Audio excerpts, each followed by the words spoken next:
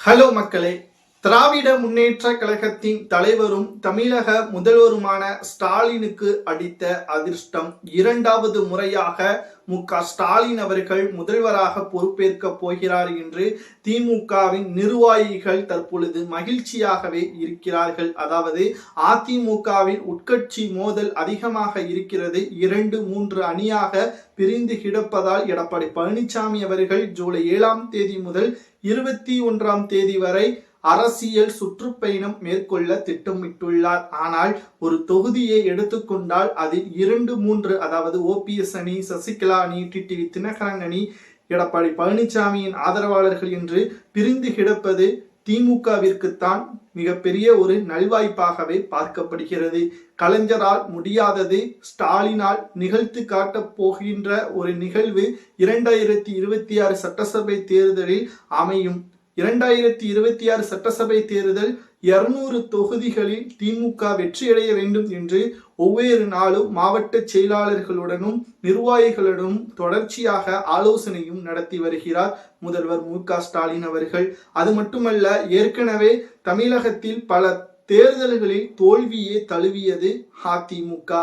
2024 மக்களவை தேர்தலின் பொழுது திராவிட முன்னேற்ற கழகம் 39 தொகுதிகளை கைப்பற்றியது.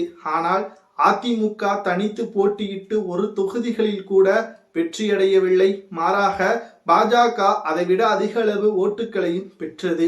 இதன் காரணமாகத்தான் இதுமே பாஜகவுடன் கூட்டணியை வைக்க மாட்டோம் என்று கூறிய எடப்பாடி வேறு வழியில்லாமல் பாஜகவுடன் மீண்டும் கூட்டணி வைத்துவிட்டார். தற்பொழுது மிகப்பெரிய ஒரு தவறையும் செய்துவிட்டார் என்று திமுகவின் பல நிர்வாகிகளும் கூறி வருகிறார்கள். மக்களை பொறுத்தளவிற்கு தமிழக மக்கள் ஒருபோதும் பாஜகவை ஏற்றுக்கொள்ள மாட்டார்கள். விபரீத முடிவை எடப்பாடி பழனிசாமி அவர்கள் எடுத்திருப்பதாக தற்பொழுது நம்மால் உறுதியாக கூற முடியும். ஏனென்றால் ஓபிஎஸ் அவர்களையும் சசிகலா அவர்களையும் மீண்டும் அதிமுகவில் கொண்டு வந்தால் எங்கே தனது பொதுச் செயலாளர் பதவி பறிபோகி விடுமோ என்ற ஒரு அச்சமும் அவருக்கு இருப்பதாக அரசியல் வட்டாரங்களிலும் கூறப்படுகின்றன. 2வது முறை ஸ்டாலின் அவர்கள் முதல்வராக பொறுப்பேற்பதற்கு அதிக அளவு வாய்ப்புகள் இருக்கிறது. அது நடக்காமல் இருக்க வேண்டும் என்றால் ஒன்று அதிமுக ஒருங்கிணைந்து செயல்பட வேண்டும். இல்லை என்றால் தமிழக வெற்றி கழகம் அதிமுகவுடன் கூட்டணி வைக்க வேண்டும். ஆனால் மத்தியில் பாஜக எனது எதிரி என்றும் மாநிலத்தில் திமுக தான் தனது எதிரி என்றும் தமிழக வெற்றி கழகம் கூறியுள்ளது. தற்பொழுது அதிமுக நிச்சயமாக வெற்றியடைவதற்கு வாய்ப்பு இல்லை. தமிழக வெற்றி கழகமும் தனித்து போட்டியிட்டு பெரும் வாரியான தொகுதிகளையும் கைப்பற்றுவதற்கு வாய்ப்புகள் இல்லை என்ற தகவலும் திமுகவின் நிர்வாகிகளால் கூறப்படுகிறது.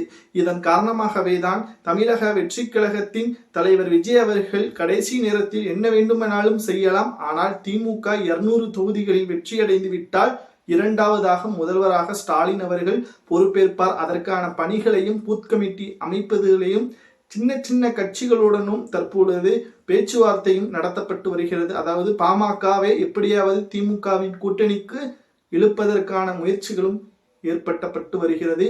இந்த உறுதியான தகவல் நிச்சயம் திமுகவால் செயல்படுத்தப்பட்டால் 2வது முறை தமிழக முதல்வராக ஸ்டாலின் அவர்கள் பொறுப்பேற்பார். அதில் எந்த ஒரு மாற்று கருத்தும் கிடையாது. 13 கட்சிகளுடன் தற்பொழுது கூட்டணியில் இருக்கின்ற திமுக நிச்சயமாக 2026 சட்டசபை தேர்தலில் வெற்றியடைவதற்கான வாய்ப்புகள் இருப்பதாக லயோலா காலேஜின் முன்னாள் மாணவர்களும் வெளியிட்டுள்ள கருத்து கணிப்பில் நம்மால் பார்க்க முடிகிறது.